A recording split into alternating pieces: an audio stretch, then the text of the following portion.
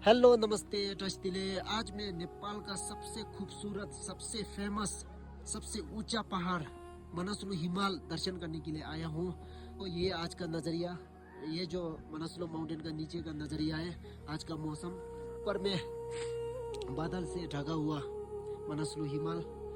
और हम बुद्धिस्ट लोगों के लिए मनसलु हिमाल, मनसलु माउंटेन जो है ना, एक बिलीफ का जगह, आस्था का जगह, पवित्र स्थान मानते हैं। तो मैं स्पेशली टूरिस्ट लोगों के लिए रिक्वेस्ट करना चाहता हूँ कि आप लोग भूटान में घूमने गया होगा, नेपाल में गया होगा, तिब्बत में गया होगा, स्पेशली इंडिया में तो लद्दाख, सिक्किम, अरुणाचल और मनाली साइड में आप लोग टूर करने गया होगा, घूमने गया होगा। तो वहाँ पे ना जगह पे जो ऊंचा पहाड़, ऊंचा जगह पे पहाड़ में ना आप लोगों को साफ सुथरा जगह में ऐसा पत्थर से ऐसा बनाया हुआ दर्शन करने मिला होगा, देखा हुआ होगा।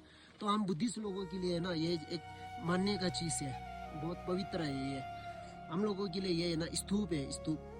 तो आप लोग हो सके तो इसे रेस्पेक्ट कीजिएगा और अपने फैमिली के लिए, अपने गाँव के लिए, अपने देश के लिए कुछ अच्छा सोच के, कुछ प्रार्थना करके ना ऐसा ऊपर में एक छोटा सा पत्थर रखिए, ऐसा करके। कल परसों मैंने नेपाल मुक्तिनाथ का एक वीडियो देखा था। वहाँ पे टूरिस्ट लोग क्या करते हैं बोलने से, जो स्तूप है ना, कुछ टूरिस्ट तो स्तूप का ऊपर बैठ रहा था और कुछ लोग तो क्या कर रहा बोलने से स्तूप का ऊपर चट्टी सुखा रहा था, अपना कपड़ा सुखा रहा था, क्या क्या कर रहा था। और जो स्तूप है ना, जो हम लोग पवित्र स्थान, उसे डिसरेस्पेक्ट कर रहा था। तो वो वीडियो देख के हम लोगों का मन में एक हर्ट सा फीलिंग हुआ। तो हो सके तो आप लोग इसे रेस्पेक्ट कीजिएगा, डिसरेस्पेक्ट मत कीजिएगा।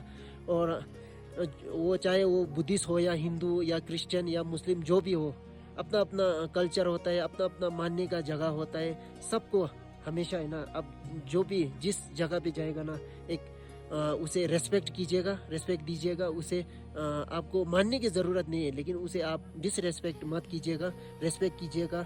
यही मैं रिक्वेस्ट करना चाहता हूँ। Thank you so much.